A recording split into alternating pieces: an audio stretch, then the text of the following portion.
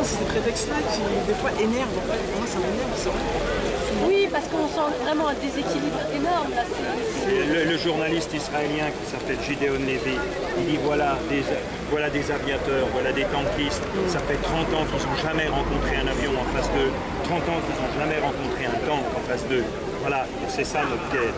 Allez voir le site, tapez Gideon Levy, vous verrez, c'est un journaliste israélien, il dit des trucs extraordinaires. Et il dit des choses que même des fois nous on n'ose pas dire parce que finalement il y a un poids qui pèse sur nous. Quand vous parlez voilà.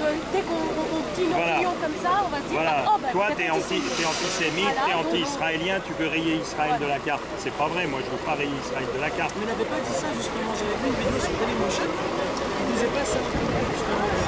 Il disait autre chose, mais les gens ont retenu que rayer la carte. Je ne me rappelle plus du terme, mais il y a une vidéo qui démontre cette déclaration de Amani justement.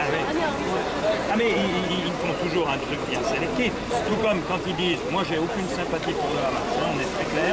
Moi je dis les choses comme je les sens personnellement. J'ai aucune sympathie pour le Hamas. Mais c'est faux de dire que le Hamas veut rayer Israël de la carte. Maintenant, c'est faux de dire ça. Ils l'ont dit à une certaine époque. Ils l'ont dit à une certaine époque. Voilà. Mais le Hamas a, on va dire, en langage diplomatique, il a carrément connu une résistance. Il y a une universitaire spécialiste du Hamas qui a vécu plusieurs années à Gaza, qui est venue à Dijon au mois de novembre, et chez son petit livre, ça s'appelle Le Hamas et après.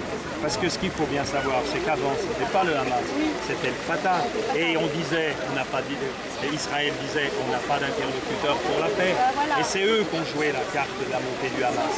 Parce qu'ils se sont dit, avec le Hamas, on va pouvoir discréditer l'autorité palestinienne. Et comme ça, après, on aura un ennemi en face de nous, et comme il est tendance islamiste un petit peu dur, ça nous permettra d'avoir un argument pour continuer à tirer. Ça a été un calcul cynique. Et effectivement, mais des Israéliens qui sont logiques, ils disent mais c'est ça qui est en train de faire monter le Hamas. D'ailleurs, Israël a joué, ils ont ouvert la boîte de Pandore. C'est ce désir de résister, tout simplement pour vivre, alors donc ils se retrouvent dans les propos du Hamas, parce que les Hamas, oui, parce nous allons vous défendre. À un moment donné, ils ont pas d'autre choix. Et on leur en laisse surtout pas d'autre. Voilà. On leur en laisse pas d'autre.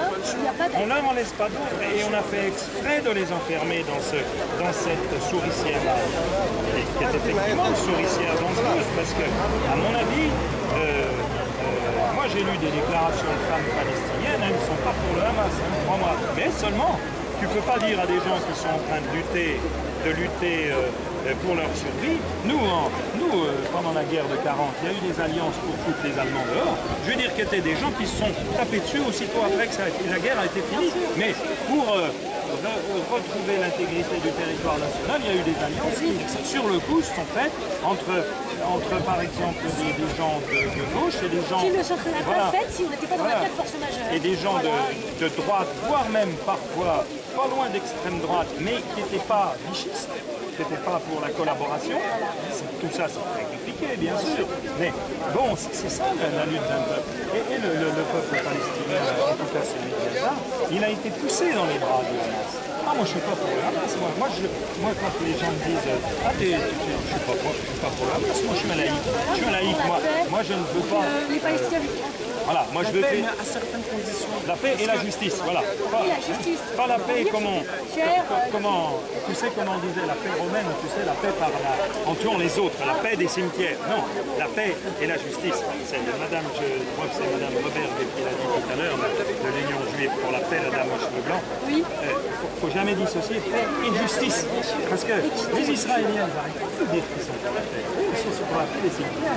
C'est nous qui écrase l'autre. Oui, voilà. C'est nous qui écrase l'autre. Pour la paix chez eux. Oui, voilà.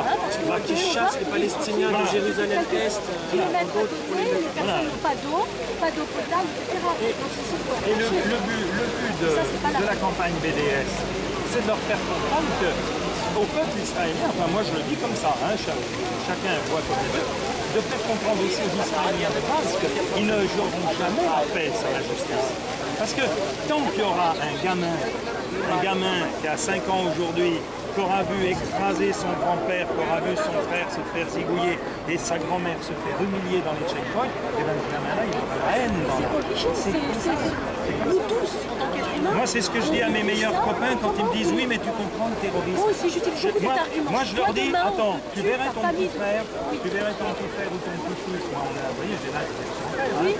J'en peux plus, les petits-fils, les petites-filles. Dis, tu verrais ton petit frère. Ben demain, toi, tu es gentil comme tout. Tu vas devenir différent. Et c'est peut-être toi qui serais encore plus terroriste que cette.